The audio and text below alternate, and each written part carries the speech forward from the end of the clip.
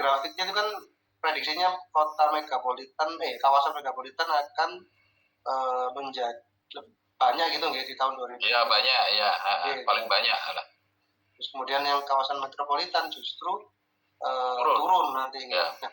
Nah ini prediksinya bisa terjadi atau bisa nggak terjadi mungkin Pak? Karena kan melihat demografinya kita sekarang itu kan Gen Z itu atau tren-tren negara modern bahkan sekarang itu warganya itu kan nggak apa ya, orientasinya itu hanya mungkin bekerja dan tidak memiliki anak, mungkin bisa saja prediksinya nggak terjadi mungkin. Gen Z dan gen di bawahnya itu mungkin bisa jadi tidak berkeluarga dan tidak memiliki keturunan. Tapi kalau memang benar terjadi ya memang sesuai dengan yang diprediksi Mas Pras dan Mbak Bin disampaikan tadi ya, memang kawasan-kawasan yang sudah padat penduduk nanti mereka akan banyak, urbanisasi akan banyak terjadi dan semakin mengumpul di situ. Terus kawasan yang awalnya pedesaan, misalkan di Sidoarjo kan banyak kawasan-kawasan yang sebenarnya itu judulnya masih desa nih, tapi di situ banyak perumahan-perumahan elit atau perumahan-perumahan yang sudah istilahnya udah bisa dikatakan desa lagi, meskipun statusnya itu namanya desa dan dipimpin oleh seorang kepala desa, tapi sebenarnya itu ada perumahan ini yang sudah padat penduduk. Nah itu menjadi, ini juga bisa menjadi kebenaran itu, dan itu pasti akan ngumpul di situ-situ aja karena perputaran ekonominya bisa jadi nanti akan banyak di situ, sehingga kawasan megapolitan dengan jumlah penduduk lebih dari 5 juta sekarang aja seperti DKI kan sudah, kalau siang itu 13 juta, kalau malam 7 juta, belum kalau Surabaya juga seperti itu. Komuter, orang-orang komutnya dari Mojokerto, dari Sidoarjo kan ya pasti mendekat ke semut, mendekat ke gula itu Pak. Ya pasti nanti akan terjadi, bisa saja seperti itu sih insight dari saya.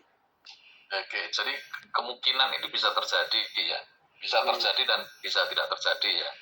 Kalau prediksinya, asumsinya bahwa kelompok-kelompok Gen Z dan di bawahnya punya pikiran yang seperti sekarang ini ya, lebih baik tidak kawin, menunda perkawinan dan sebagainya, sehingga jumlah penduduk itu semakin berkurang mungkin malahan ya.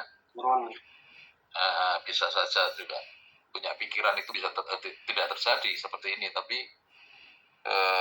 bisa juga terjadi kalau konteksnya adalah ini ya, kan besok ke depan kan ini kan bisa bergabung juga, bersatu antar desa, antar kota dan sebagainya, dimungkinkan sekali ya, sehingga megapolitan itu bisa terjadi juga ya. Ini prediksi sebenarnya bukan di kita ya, tapi model-model semacam ini juga terjadi di banyak negara sebenarnya ya. Ini yang nanti kita sampaikan. Oke, menarik juga ya. Oke, ini yang satu aspek. Kemudian juga kita lihat kalau kita berbicara tentang tadi tipologi kota ya, kawasan proyeksi kota dan kawasan perkotaan menurut tipologi kota itu juga sama saja, kota sedang juga ya yang jadi. Nah, ini ada satu lagi juga penjelasan bahwa menarik kaitannya dengan demografi dan urbanisasi di Indonesia. Ternyata ada 4 hal yang nanti bisa terjadi ya, asumsinya. Jumlah penduduk kita itu kalau ini dasarnya adalah SP dan Stupas ya, dasar perhitungan itu jumlah penduduk kita di Indonesia itu tahun 45 itu mencapai 318 juta. Ini cukup besar juga. Kemudian memang jumlah lansia di atas 65 itu juga cukup tinggi sebenarnya, hampir 44 juta sebenarnya. Nah, terus kemudian harapan hidup di tahun 45 itu juga meningkat ya. Kalau kita melihat dari sini, ini kira-kira dari 69 itu hingga 75 ini tinggi ya. Ini nanti kita diskusikan ya. Kemudian jumlah lansia ini dari 11 juta menjadi 44 juta akan tinggal di perkotaan juga. Penduduk tinggal di perkotaan itu dari 49 jadi sekitar ya, kalau itu hitungannya Supas atau SP 2010 itu sekitar ya, rata-rata 70 ya. Jadi banyak variasi, ada yang bilang 88, ada yang 69, ada yang 72. Jelas ada peningkatan yang cukup besar. Nah, mungkin pertanyaan saya kaitannya dengan aspek ini, kira-kira apa ya sebenarnya yang terjadi 45 tahun ya, tahun 2045 kaitannya dengan realitas ini yang 4 ini ya. Kalau tadi jumlah penduduk sudah ya, dengan banyaknya semakin besar ya, hampir ada tambahan sekitar 100 jutaan ya.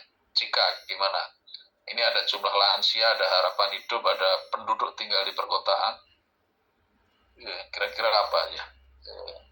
Bisa direfleksikan jika ada, jika gabung nggak? Siap Pak Bin, izin. Ya, apa kamu di mana?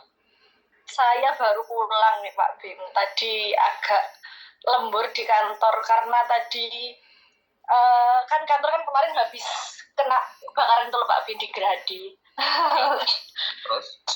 Terus tadi ini bareng teman-teman nyisiri yang masih ada barang-barang di puing-puing gitu Pak. Gitu Bapak. Ya, nggak apa-apa lah. Sehat ya toh. Alhamdulillah sehat Bapak. Cuman kan banyak inventaris kantor yang habis Bapak, kan mau nggak mau berarti kan kita pengadaan lagi. Pengadaan kan berarti anggaran lagi. Padahal efisiensi ya. Enggak Bapak. Ini Mbak, jika tolong direfleksikan, kira-kira ini kan ada jumlah lansia pada tahun 2010 itu ada 11 juta ya. Terus kemudian kita prediksi dari aspek demografi urbanisasi di Indonesia itu besok akan ada 44,9 juta. Kira-kira apa yang harus disiapkan oleh pemerintah perkotaan itu? Nah, kalau kan uang Pemda juga ya. Makanya. Kalau dari saya terkait jumlah lansia, mungkin ini Pak Bin, kualitas pelayanan kesehatan itu mungkin harus ditingkatkan ya, mengingat kan juga lansia itu kan kebetulan kemarin juga ini Pak Bin sempat kunjungan ke salah satu UPT-nya Dinsos di Pandaan itu yang juga merawat lansia. Terus mereka tuh juga cerita kalau ternyata lansia itu nggak hanya lansia yang masih bisa bergerak, tapi juga ada lansia yang sudah benar-benar hanya bisa tidur, melek, meremtak gitu Pak. Jadi mungkin salah satunya adalah yang teman-teman Dinsos itu keluhkan adalah terkait pelayanan kesehatan, terutama lansia-lansia yang sudah ditinggal sama keluarganya, nggak punya keluarga, nggak punya siapa-siapa lagi ya selain teman-teman di Dinsos yang berumah itu. Kemudian mungkin terkait pembiayaannya itu Pak, mereka juga teman-teman di situ cerita mungkin kan ada anggarannya terkait untuk merawat lansia-lansia ini, tapi kan kedepannya kan nggak tahu gitu Pak Bin, apalagi ada isu-isu efisiensi ini, kita nggak tahu mana yang menurut kita itu penting, tapi kalau semisal sudah masuk di perpres itu masuk komponen-komponen efisiensi kan mau nggak mau harus dipotong. Nah, itu salah satunya Pak dari saya. Oke, menarik ya. Jadi artinya memang harus disiapkan untuk itu ya, program-program. Jadi ke depan kawan-kawan yang dari Pemda itu harus paham ini lansia itu tambah akeh kan. Perlu ada penanganan ini. Nah, artinya harus dilihat juga ya, mau diapain ini 44 juta ini depan, harus dipersiapkan dari sekarang ya. Ini sudah setiap tahun itu lansia kan naik terus ya jumlahnya. Oke, menarik. Mbak Farah, Basira, ada nggak ini Farah? Basira ini.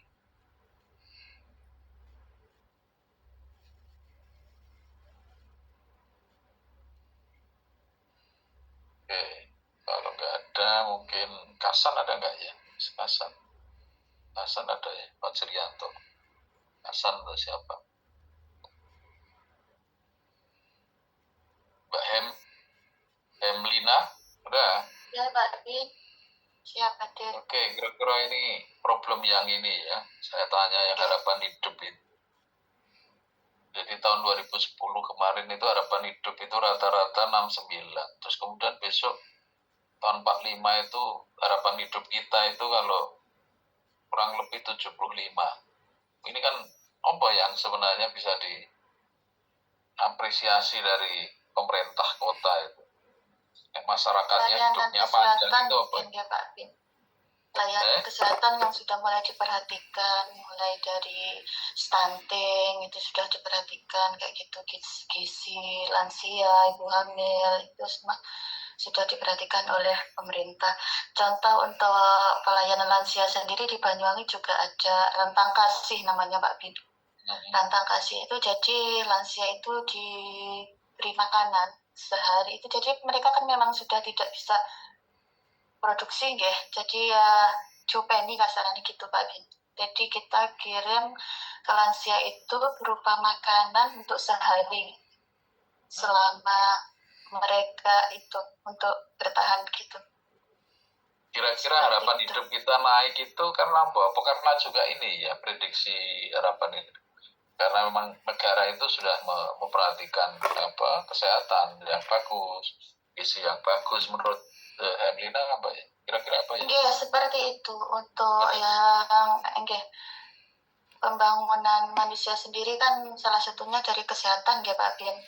Ya. Jadi memang benar-benar kesehatan yang diperhatikan mulai dari usia kandungan sampai lansia itu sendiri, Nathan. Oke, ya, terima kasih. Oke, jadi ini nanti kompleksitas dari perkotaan akhirnya terlihat juga ya, kawan-kawan sekalian. Oke, kita akan coba masuk ke tema yang lain kaitannya dengan tantangan megatrend ya. Jadi dan problema perkotaan di Indonesia. Memang kalau kita berbicara visi Indonesia Emas ya 2045, memang dijelaskan ada 10 tantangan ya kaitannya dengan aspek negara. Hampir semua negara akan menghadapi 10 tantangan besar kaitannya demografi global, kemudian urbanisasi di dunia, kemudian peranan emerging ekonomiknya, kemudian perdagangan internasional, keuangan internasional, kelas menengah yang naik, kemudian persaingan sumber daya alam, teknologi, perubahan iklim, dan perubahan geopolitik. Nah, pertanyaan di sini adalah terkait dengan kebijakan perkotaan, mungkin tidak semua ini akan berpengaruh, tapi yang utama itu ada 5 sebenarnya. Pertama adalah memang demografi global ya. Jadi urban policy itu lebih cenderung nanti sangat berpengaruh terhadap demografi global. Kemudian juga fenomena urbanisasi tadi sudah disinggung juga ya. Ini juga sangat berpengaruh ya dalam konteks mempengaruhi kebijakan-kebijakan perkotaan. Terus kemudian kelas menengah yang ada di perkotaan juga semakin banyak, semakin meningkat. Ini juga berpengaruh. Kemudian teknologi. Yang terakhir adalah perubahan iklim. Ternyata perubahan iklim itu di dalam studi-studi sustainable development kaitannya dengan perkotaan itu sangat kuat sekali ya pengaruhnya ya. Ini dalam jangka panjang suhu global meningkat, kemudian berpengaruh terhadap kehidupan di perkotaan ya. Ini yang terjadi. Jadi istilahnya kalau kita berbicara dari 10 megatrend dunia ini yang mempengaruhi urban policy itu sebenarnya ya 5 ini yang sangat terlihat ya. Kalau perubahan geopolitik itu enggak berpengaruh karena hanya menjelaskan tentang besok ke depan itu peranan Cina dan itu menjadi lebih tinggi daripada Amerika di ke Timur Tengah ya. Itu ada perubahan geopolitiknya. Nah, ini tidak berpengaruh terhadap perkotaan. Cuman tadi saya bilang bahwa sebenarnya ada 5 ini ya yang nanti berpengaruh.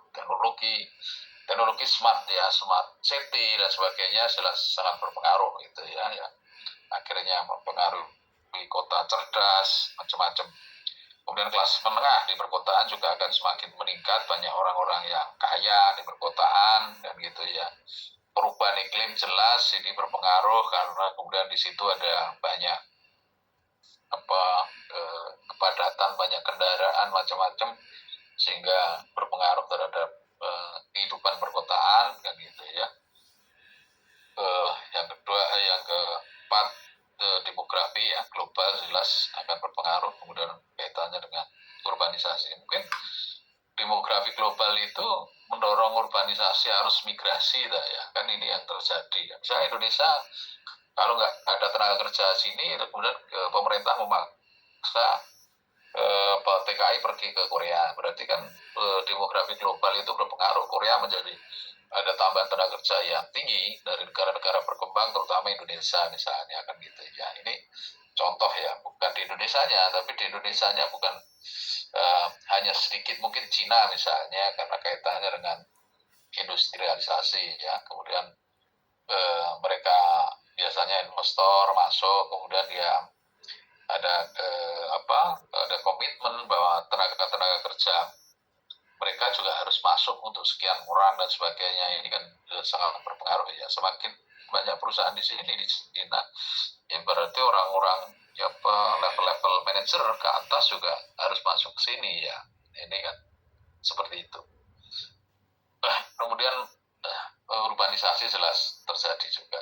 Ini gambaran selintas.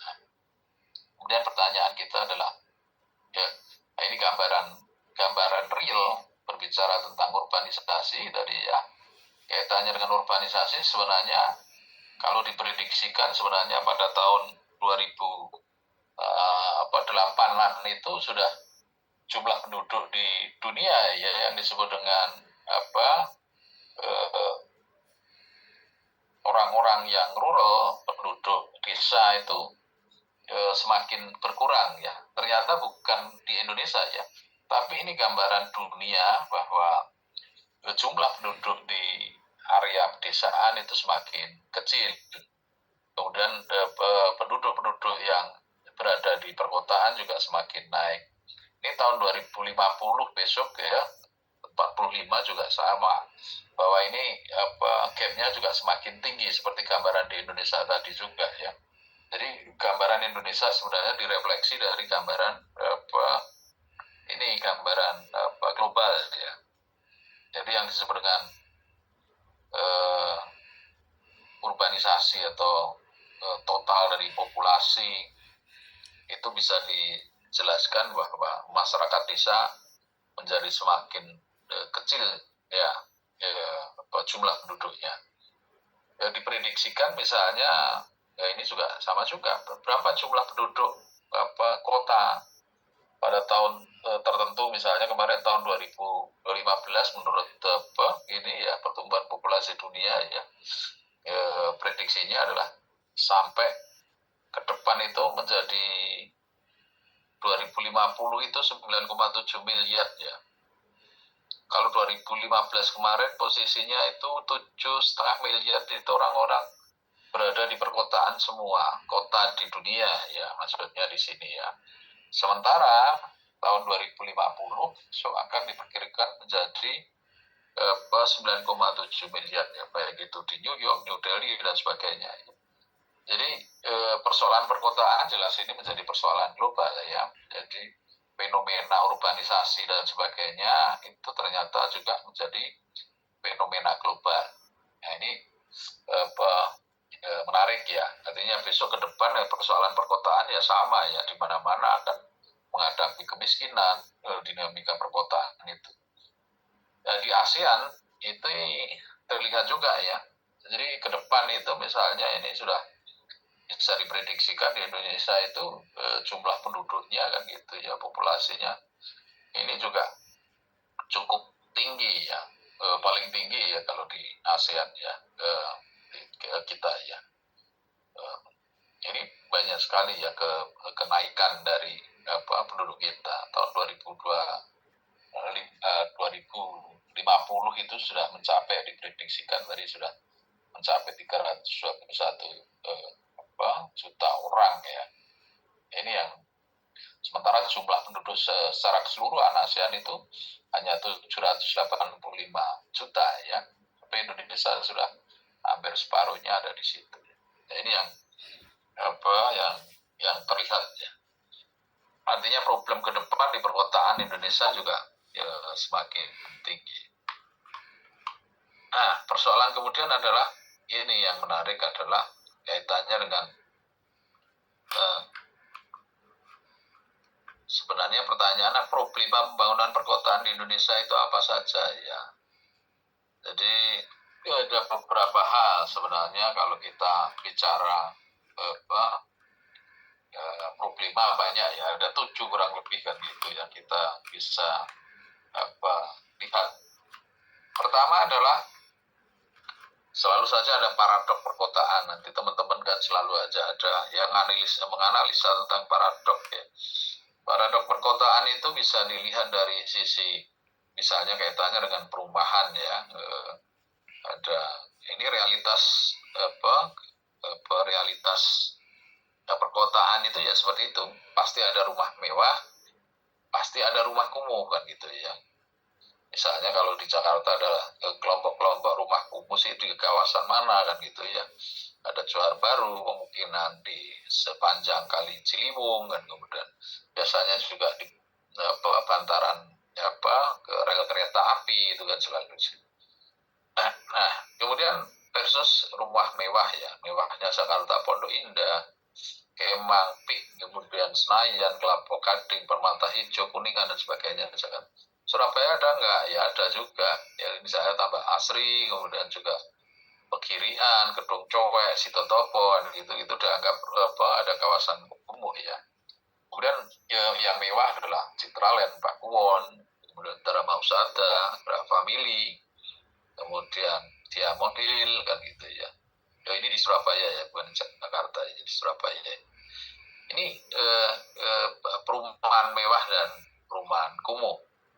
Kemudian juga ada aspek yang dimaksud dengan paradok itu adalah transportasi publik dan transportasi umum. Jadi biasanya adalah yang disebut dengan transportasi umum itu apa? Ada karakteristiknya. Pertama adalah penggunaannya juga umum, kemudian berbayar. Ketiga, berbagai moda angkutan ya, bisa darat, laut, udara kan gitu ya. Terus kemudian infrastrukturnya sifatnya adalah tetap. Ini adalah transportasi umum ya biasanya. Jadi infrastrukturnya tetap, apalagi di Jakarta misalnya, kemudian sudah ada jalan sendiri ya untuk bis Jakarta, Transjakarta itu kan infrastrukturnya, kemudian kereta itu kan juga tetap ya. Kemudian kalau transportasi pribadi jelas karakteristiknya adalah kepemilikan pribadi ya. Kemudian lebih fleksibel, maka sering orang lebih baik pakai transportasi pribadi aja karena fleksibilitas. Kemudian ada privasi, ada kenyamanan, asumsinya kan gitu ya. Kemudian ada tanggung biaya, artinya semuanya ditanggung sendiri ya. Kemudian kebutuhannya adalah terkait dengan kebutuhan pribadi sendiri. Jadi ini juga paradok perkotaan ya. Satu dari sisi penyediaan perumahan ya, rumah mewah, ada rumah kumuh kan gitu ya. Ada apartemen, ada rumah susun kan gitu ya. Paradoknya ada di situ. Ada transportasi umum, kemudian ada transportasi pribadi. Kemudian yang ketiga adalah ada ekonomi formal dan ekonomi informal. Kalau ekonomi formal mungkin teman-teman juga sudah tahu juga ya, itu adalah karakteristiknya adalah perusahaan atau individu yang resmi terdaftar ya, perusahaan-perusahaan yang resmi, kemudian berizin, memiliki struktur organisasi, ada kontrak kerja tertulis, kemudian ada perlindungan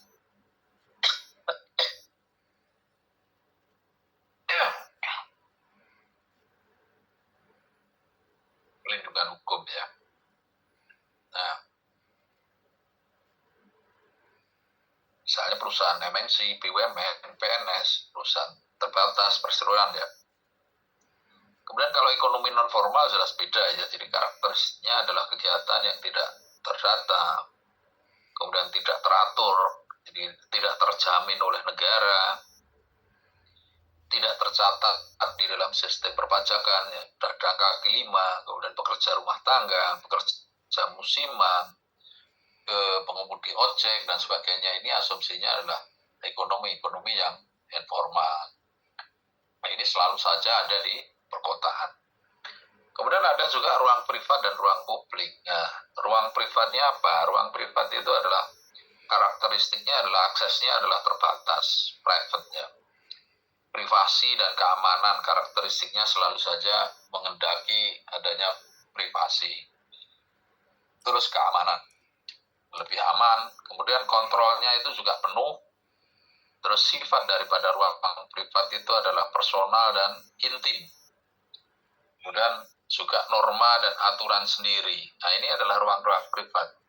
Jadi kita kalau membayangkan ya dalam keluarga lah kan gitu ya, itu adalah ruang-ruang privat yang orang lain tidak bisa masuk dan sebagainya. Kemudian ruang publik apa? Ya, ruang publik itu dikarakteristikan dengan dia memiliki aksesibilitas. Kemudian ada keterbukaan. Ruang publik itu sebagai tempat berkumpul. Kemudian kepemilikannya adalah publik. Ya, kepemilikan publik misalnya adalah jalan, trotoar, plaza, taman, alun-alun dan sebagainya. Jadi perkotaan memang menyimpan paradok ya di dalam sebuah perkotaan, sehingga ini menjadi problem pembangunan. Kemudian kalau saudara jadi wali kota, bisa nggak menghilangkan rumah kumuh? Itu jelas nggak mungkin ya. Tapi kalau menurunkan bahasa itu masih bisa. Tapi hilang itu sangat mustahil ya, karena itu paradok perkotaan ya. Ada ekonomi formal, ada ekonomi yang non formal, pasti ada ojol ada di sana, kemudian pedagang kali lima pasti ada juga di sana kan gitu ya. Ya ini yang nah ini cuma tinggal persoalan yang harus dikelola itu adalah bagaimana kan gitu ya sifat-sifat paradok perkotaan itu juga tidak semakin gap-nya semakin tinggi ya. Ini dari persoalan. Pertanyaan saya sebenarnya juga sama pada kawan-kawan, kira-kira di antara 4 paradoks perkotaan ini yang paling terlihat itu sebenarnya mana? Yang gap-nya itu tinggi. Mas Prasetyo coba. Mas, kira-kira apa sih Mas? Kalau sepengalaman saya tinggal di Jakarta ya Pak Bin. Oh ya. Kalau secara kasat mata yang sangat terlihat itu pasti perumahan Pak Bin. Perumahan ya? Iya, jadi kalau di Jakarta itu memang ada kawasan-kawasan yang tadi disebutkan, daerah B, kemudian daerah Pondok Indah, itu memang kalau kita lihat itu bangunannya itu lebih dari layak gitu, di atas layak lah, bagus. Sementara di daerah-daerah lain seperti di bantaran Ciliwung gitu ya, ada di Meruya Jakarta Utara yang dekat dengan pantai itu sangat tidak layak dan kalau saya bilang memang seharusnya tidak bisa dihuni oleh manusia itu. Itu salah satu paradoks yang sangat siapapun yang melihat pasti bisa gitu, bisa melihat paradoks itu gitu Pak B. Oke, ini Jakarta jelas kaitannya dengan perumahan ya. Betul Pak B. Oke, Mas Wahyu Anugrah Utama ada nggak ini?